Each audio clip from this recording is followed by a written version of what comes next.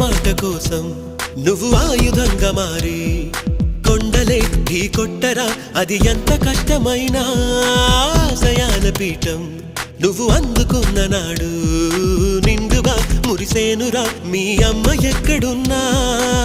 చేయూతే ఇస్తుంటే ఓ స్నేహ బంధం చరితల్లే మారాలి నువ్వెళ్ళు మార్గం.